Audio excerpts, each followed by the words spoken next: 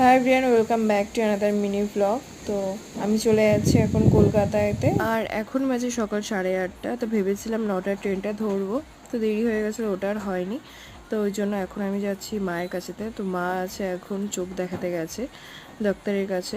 এবারে বাড়িতে গিয়ে দেখি না মায়ের বা চোখটা খুবই অসুবিধা হচ্ছে। তো মায়ের চোখতে জল পড়ছিল আর চোখটা চুলকাচ্ছিল, আরও সমস্যা হচ্ছিল মায়ের।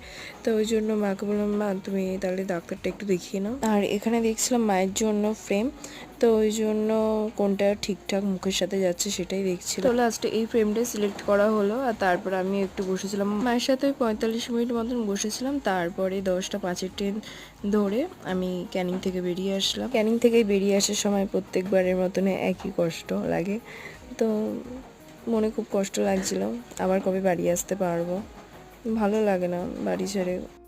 আজ তাহলে এই অবধি থাক, দেখা হচ্ছে নেক্সট ব্লগে। এখনকার মতন টাটা।